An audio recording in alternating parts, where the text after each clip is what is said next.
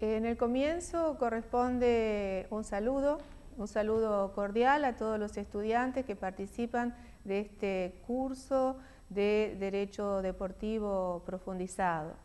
Me voy a presentar, yo soy María Silvia Gómez Baucela, soy profesora titular de Derecho Comercial 1 de la Facultad de Ciencias Jurídicas y Sociales y de Sociedades de la Facultad de Ciencias Económicas, ambas de la Universidad Nacional del Litoral. Es para mí un gusto estar participando de este curso de posgrado de especialización en un tema tan específico, valga la redundancia, como es el deporte, el derecho deportivo para los que admiten la autonomía de este área disciplinar jurídica. El espacio que nos compete a mí y al doctor Ricardo Silverstein se relaciona con cuál es la envoltura jurídica de la empresa deportiva, cuáles son las formas jurídicas de los clubes, por decirlo de una manera más vulgar y más corriente. En general, la envoltura jurídica de la empresa deportiva oscila en Europa, en Latinoamérica, entre la asociación civil y la sociedad anónima. Las realidades de los países latinoamericanos, las realidades de los países europeos en términos de organización de la persona jurídica deportiva son distintas y condujeron también por distintas razones que tenían que ver con cuestiones de crisis económicas, por cuestiones políticas, por cuestiones sociales, a tomar decisiones desde el Estado direccionando hacia una u otra forma jurídica, que como les decía, oscilan entre la sociedad anónima y la asociación civil. Hay países como España que tiene un propio tipo, la SAD, la Sociedad Anónima Deportiva. Yo no voy a profundizar en el derecho comparado porque, por suerte, en este curso participan especialistas de otros países que podrán ilustrarlos mucho mejor que yo en la temática de las formas jurídicas del derecho comparado. También, antes de abordar la cuestión técnica de la forma jurídica, quiero tener en consideración un aspecto. Las realidades de los clubes son disímiles porque también campea esta cuestión de las distintas dimensiones de los clubes, de las entidades deportivas. Hay pequeñas entidades deportivas y hay grandes entidades deportivas. Todas ellas, desde mi punto de vista, deben ser analizadas empresarialmente. En general, hay consenso en que hoy puede hablarse de la empresa deportiva, en tanto y en cuanto nosotros pensemos que todas las personas jurídicas, todas las personas jurídicas privadas son envoltura jurídica de la empresa. Esto no es nuevo. Esto fue ya afirmado en la segunda mitad del siglo XX por un destacado jurista español, Joaquín Garrigues, que dijo que la empresa tiene como envoltura jurídica a las personas jurídicas y no solamente a las sociedades. O sea, la sociedad comercial no es la única envoltura jurídica de la empresa moderna, porque tan empresario es el que constituye y funda una sociedad anónima como aquel conjunto de personas que con fines altruistas, culturales, deportivos, forman una asociación civil o alguna forma jurídica de aquellas que se denominan sin ánimo de lucro. Desde este punto de vista, pensando a las personas jurídicas como envoltura jurídica, como vestimenta legal de una empresa, tenemos que llegar a la conclusión que las empresas y sus formas jurídicas pueden clasificarse al menos en dos grandes grupos de personas jurídicas. Por un lado tenemos las netamente comerciales, y en esto no hay discusión, son envoltura jurídica de la empresa todas las formas jurídicas societarias comerciales. Pero junto a este grupo de personas jurídicas están también las denominadas entidades de la economía social. ¿Cuáles? Asociaciones civiles, fundaciones, mutuales, entidades cooperativas, todas estas, que en algún momento se las denominó entidades del tercer sector, un grupo ONGs, pero en general la moderna doctrina las denomina como entidades de la economía social, son también envoltura jurídica de la empresa. La existencia de lucro como elemento diferenciador de si hay o no hay empresa es hoy una cuestión relativa. ¿Por qué? Porque tanto en unas como en otras, actividad económica tiene que haber, de hecho hay. El problema es de cantidad, de dimensión o de monto, pero una actividad económica, tanto las sociedades como las entidades del tercer sector o las entidades de la economía social tienen que tener. Y esa actividad económica tiene que ser lucrativa, tiene que ser lucrativa. ¿Por qué? Porque si no la empresa no es sustentable en el tiempo, pero no es sustentable en el tiempo ni la sociedad anónima, ni la asociación civil, ni la fundación, ni la cooperativa, ni la mutual. Hay que dejar de tenerle miedo a ciertos conceptos y apartarse de los dogmas. Actividad económica tienen que tener, actividad lucrativa tienen que tener. Lo que las diferencias es qué se hace con la rentabilidad o con el lucro. En el segundo grupo de personas jurídicas, en las entidades de la economía social, dentro de las cuales están las asociaciones civiles, que como les decía en el inicio, es una de las formas usadas para dar envoltura jurídica a las entidades deportivas, es el destino del lucro. ¿Qué hago con el lucro? El lucro no es repartible, el lucro no puede ir al bolsillo de los asociados, sino que se tiene que direccionar al objeto, que en el caso que nos ocupa es un objeto deportivo. Entonces, mi punto de vista, y en esto, insisto, hay consenso en general en la doctrina, a tal punto que, por ejemplo, en la academia, en los ámbitos académicos, los programas de las escuelas de leyes de la República Argentina o de las facultades de Derecho, como a la que yo pertenezco, dentro del programa de estudio de la asignatura de Derecho Comercial 1, de la que soy titular, nosotros estudiamos, además de las sociedades comerciales, a las asociaciones civiles, a las fundaciones, a las mutuales y a las cooperativas, porque las pensamos así, como formas jurídicas de organización de la empresa. Entonces, parto de la idea que estoy hablando de forma jurídica de una empresa. ¿De qué empresa? De una empresa deportiva. ¿Y qué es la empresa? La empresa es actividad. La empresa es la actividad organizada de los factores de la producción. ¿Para qué? Para producir e intercambiar bienes y servicios. Ese esquema económico, este concepto que es económico y no jurídico, lo puedo aplicar tanto a una empresa productora e intercambiadora de algún bien colocado en el mercado, pero también a una asociación civil con objeto deportivo. ¿Por qué? Porque en la asociación civil también hay capital, hay trabajo, hay energía humana puesta al servicio del logro de una actividad. ¿Cuál es la actividad en esta empresa deportiva? La organización de espectáculos deportivos, la competitividad, los servicios deportivos.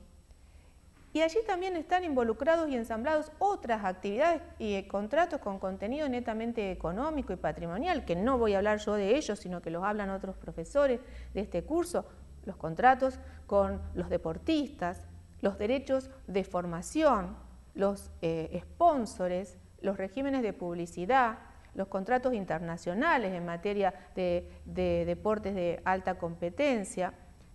Todo esto va dando cuenta de que hoy por hoy estamos frente a una verdadera empresa, a lo que le agrego el nombre del club, en los grandes clubes, la marca, los know-how, las expertise de ciertos y determinados deportistas que hacen al valor agregado o al valor patrimonial, esos intangibles que puede detentar patrimonialmente la persona jurídica.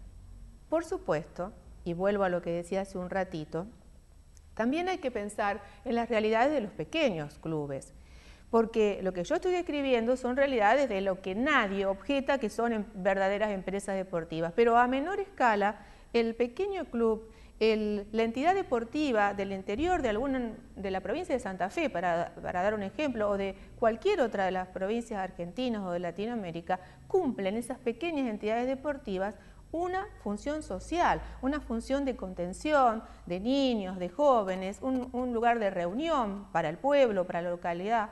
Tienen esa función social, pero si nosotros logramos instalar en los abogados, porque siempre hay un acompañamiento del derecho, instalar en los operadores jurídicos, en nosotros los abogados, que si esa pequeña entidad o esa gran entidad deportiva yo la planifico y la organizo empresarialmente y organizo capital y trabajo y le incorporo algo de tecnología para que sea competitiva, esa persona jurídica va a funcionar mejor.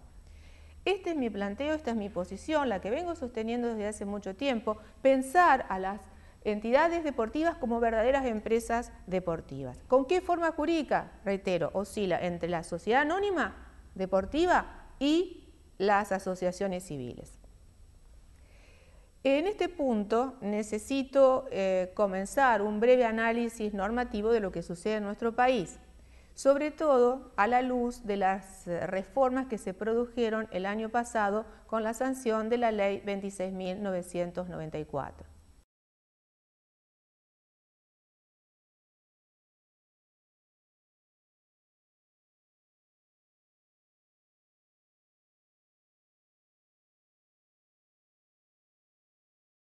Retomando entonces el tema, vamos ahora a abordar la reforma experimentada en la República Argentina a partir de la sanción en 2014 por la Ley 26.994 de lo que es una verdadera normativa nueva sobre el derecho privado en el país. La Ley 26.994 derogó el Código Civil y derogó el Código de Comercio. Aquellos dos viejos códigos del siglo XIX que se habían mantenido con reformas hasta la sanción de esta ley. Esto cambia realmente muchas instituciones del derecho privado nacional. El cambio es sustancial. Incluso alcanza a modificar lo que los autores de la ley denominan microsistemas jurídicos, que en la terminología actual serían leyes especiales, dentro de las cuales se modifica la ley de sociedades, que pasa a llamarse Ley General de Sociedades. En el punto concreto que a nosotros nos interesa, este código, el que tengo acá, el Código Civil y Comercial de la Nación, que va a entrar en vigencia el 1 de agosto del año 2015, contiene modificaciones sustanciales en lo que hace a las personas jurídicas, que era de lo que estábamos hablando, es decir, cuál es la envoltura jurídica de la empresa deportiva, cuál es la forma jurídica de las entidades deportivas. Yo les decía, entre la sociedad anónima y la asociación civil. En la República Argentina, la ley del deporte habla o direcciona hacia la forma de la asociación civil. Además, entidades corporativas de los distintos deportes exigen para su afiliación, como por ejemplo la AFA o las distintas ligas deportivas, exige que los clubes tengan o revistan el carácter de asociación civil. Todo esto trae como consecuencia que en nuestro país no pueda aplicarse la figura de la sociedad anónima deportiva.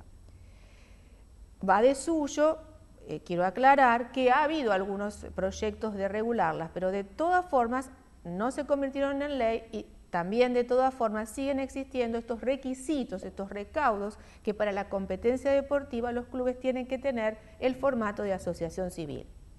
Con este marco, estas reformas, las del Código Civil y Comercial de la Nación en términos de personas jurídicas, son muy importantes.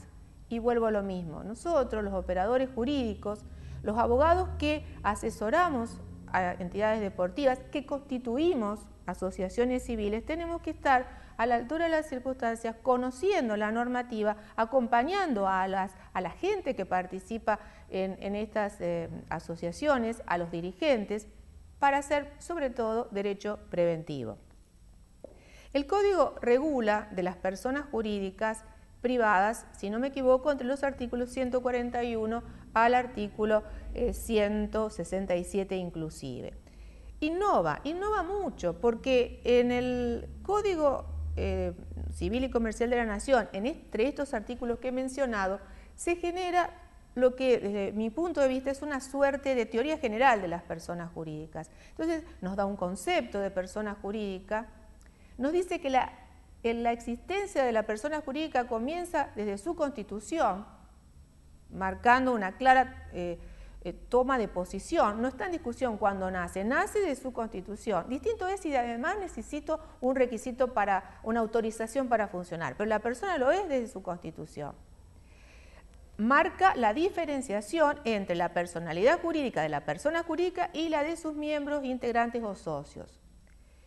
Y acá me voy a detener en un artículo que, si no me equivoco, es el 144, que expresamente incluye como teoría general una institución que está regulada en el artículo 54, tercer párrafo de la Ley de Sociedades. Y que no podemos dejar de tener en cuenta que a partir de agosto va a ser aplicable a todas las personas jurídicas y no solo una institución excluyente de las sociedades comerciales. Se incorpora en esta teoría general la inoponibilidad de la personalidad jurídica.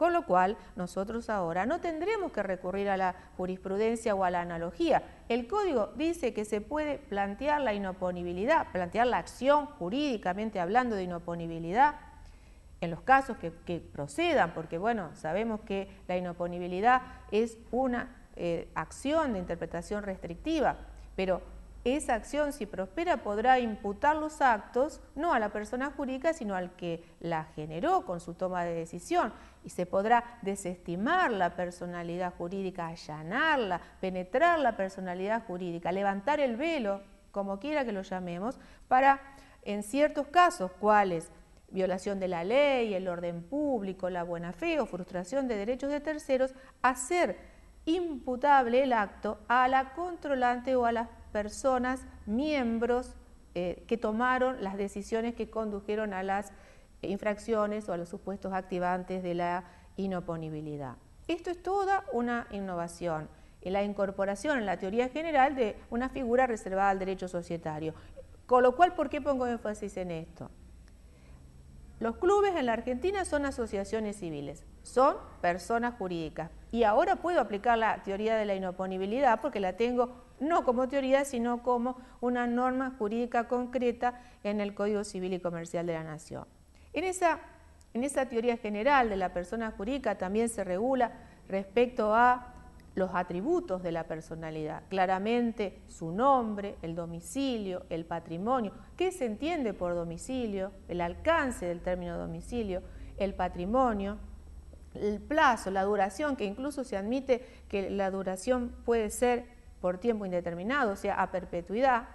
Se regula también algo muy importante que es la incorporación para todas las personas jurídicas de la teoría del órgano. Todas las personas jurídicas reciben esta teoría en forma clara, el organicismo, órgano de administración y representación, órgano de gobierno y órgano de control.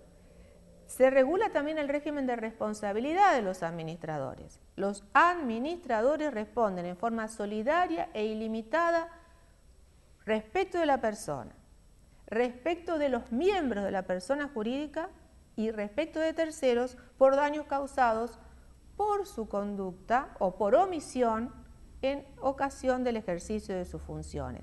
Esta norma tiene un sentido muy estricto, pero después, ya voy a volver sobre el tema, es reforzada en la última parte cuando se regula de las asociaciones civiles en el último artículo. O sea, ahora tenemos un claro régimen de responsabilidad. Además hay una pauta moral general para todos los administradores, que por supuesto antes no la teníamos en el Código Civil, porque Vélez Sarsfield le dedicó 3 o 4 o 5 artículos a las asociaciones civiles y nada más. Esa pauta moral da cuenta que los administradores deben obrar con lealtad, con buena fe.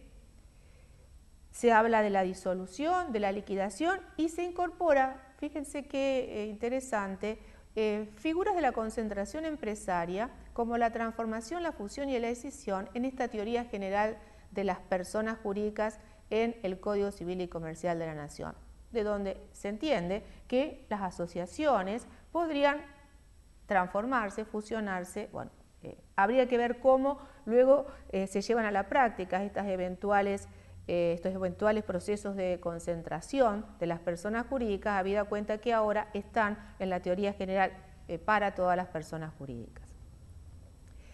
Un dato importante, cuando se clasifica a las personas jurídicas, el codificador mantiene el mismo criterio de clasificación de Vélez porque tampoco se puede ser tan innovador en esto, no se puede ser innovador en esto. Las personas jurídicas pueden ser públicas o privadas. Las públicas, el Estado, en sus diversas formas, nacional, provincial, municipal, la Ciudad Autónoma de Buenos Aires, etc. Los estados extranjeros y la Iglesia Católica. Las personas jurídicas públicas se reducen a estas tres, o a estos tres grupos de personas jurídicas públicas. Y luego, dentro de las personas jurídicas privadas, las sociedades, las mutuales, las cooperativas, y me detengo acá, asociaciones civiles y simples asociaciones, además del consorcio de propietarios, las religiones que no sean la Iglesia Católica, bueno, pero me detengo en asociaciones civiles y simples asociaciones. ¿Por qué? Porque la personalidad jurídica de las asociaciones civiles deviene de la ley ahora con la sanción de este código. Yo no voy a necesitar que la personería jurídica la convierta en persona jurídica, lo cual no quiere decir que no tenga que hacer un trámite ante la Inspección de Personas Jurídicas, por ejemplo en la provincia de Santa Fe, o la Inspección General de Justicia en la Ciudad Autónoma de Buenos Aires, o la Dirección de Personas Jurídicas en la provincia de Entre Ríos. Pero el tema no es menor, la personalidad es legal, la atribuyó el codificador. Luego hay que hacer trámites de autorización para funcionar de conformidad a la misma regulación del Código Civil y Comercial de la Nación. Entonces, formas jurídicas de la empresa deportiva, centrándonos en la República Argentina, las asociaciones civiles, en tanto no cambie la normativa, es esta, pero con una regulación nueva, porque antes no teníamos prácticamente nada. Hay ciertos requisitos que no estaban presentes con anterioridad en estos pocos artículos de Vélez-Sarsfield. Ahora se exige instrumento público para la constitución de las asociaciones civiles.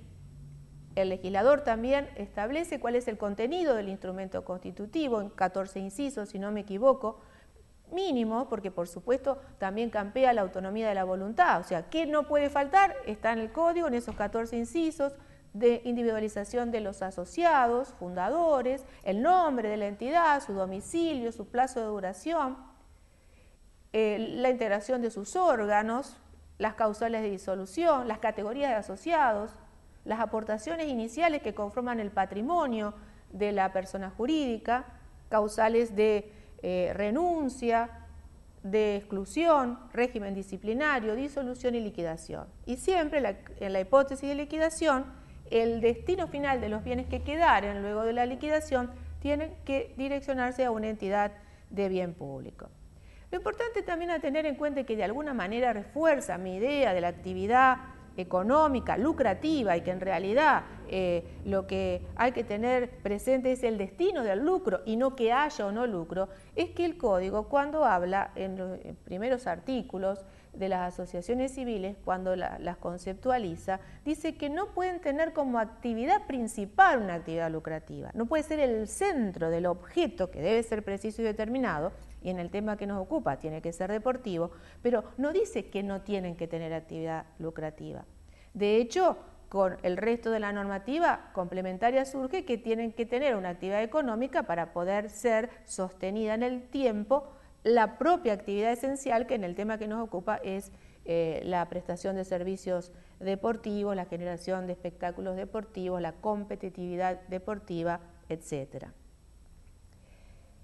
Se regula bastante más en detalle la estructura de los órganos de las asociaciones civiles, esto es la comisión directiva como órgano de administración y representación, las asambleas como órgano de gobierno, órgano de formación de la voluntad social de la entidad deportiva, en este caso, y la comisión revisora de cuentas cuando la asociación civil cuenta con más de 100 asociados. También se establece un régimen de renuncias de los asociados, que para hacerlo tienen que estar al día con el pago de las cuotas.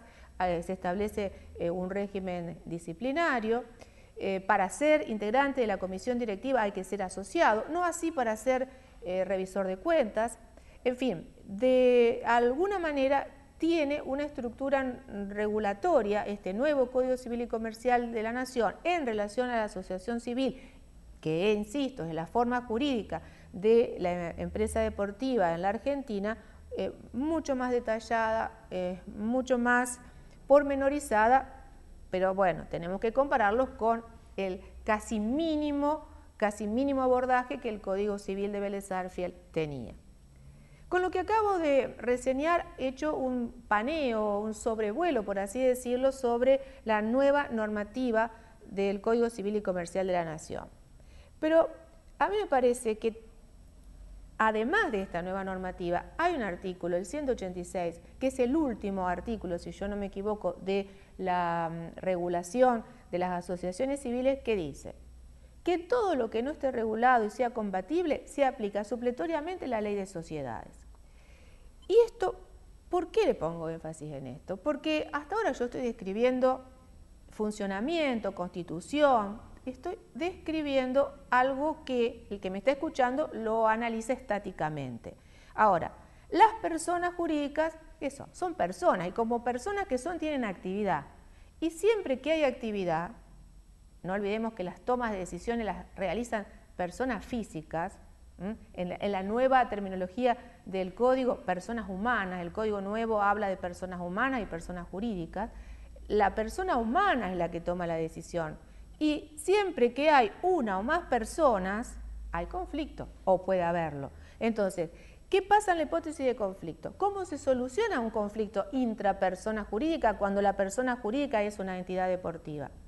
Este artículo que remite al régimen de las sociedades a mí me tranquiliza y me permite tratar de manejar el conflicto. Primero tendría que tratar de evitarlo. O sea, si yo estoy asesorando a una entidad deportiva en la Constitución, buscaría incorporar artículos en el estatuto de sometimiento a mediación, por ejemplo, pero prevería también algunas cuestiones de funcionamiento de la comisión directiva, de cómo se labran las actas, porque acá, ahora, voy a tener desde agosto la aplicación supletoria de la ley de sociedades. Entonces, frente a un conflicto societario, yo tengo que tener en claro y asesorar en tal sentido que podré impugnar de nulidad, acción de nulidad, de impugnación de nulidad, las decisiones de la comisión directiva, las decisiones de la asamblea. Podré pedir la intervención judicial de la entidad deportiva. En realidad, la autoridad de control, hoy le puedo pedir la intervención con ciertos requisitos, le puedo requerir a la autoridad de control que designe un veedor a la asamblea en una hipótesis de conflicto, pero esta aplicación supletoria del régimen de las sociedades, en la hipótesis de un conflicto judicializado, abre un abanico de posibilidades mucho mayor que el que tenemos en la actualidad. Esto no quiere decir que en la actualidad conflictos no haya, los hay y se multiplican en la medida que aumenta la dimensión de la entidad deportiva. Pero las herramientas del conflicto judicializado con el esquema actual las tenemos que ir construyendo por analogía o por construcción pretoriana, o sea, por decisiones judiciales, y ahora con esta normativa supletoria va de suyo que puedo traer aquellas instituciones societarias a todas las personas jurídicas y no solo, por supuesto, a las asociaciones civiles. Entonces, ¿qué planteamos en este módulo? Nosotros planteamos la realidad de la persona jurídica, esta persona jurídica a la que visualizamos como envoltura jurídica, como molde, como vestimenta legal de una empresa de contenido deportivo. Y esa persona jurídica tiene una dinámica interna que hace su funcionamiento y a sus órganos, y una dinámica externa que tiene que ver con cómo se relaciona con los terceros. Y en ese relacionarse con los terceros tendrá que pagar impuestos cuando corresponda, firmar los contratos con los deportistas, contratar todo tipo de servicios. Entonces, el asesor, el abogado que trabaja con las entidades deportivas, tiene que tener este background de conocimientos que también tiene estricta relación con la entidad deportiva como persona jurídica. Para la Argentina, con este nuevo desafío de tener una regulación nueva.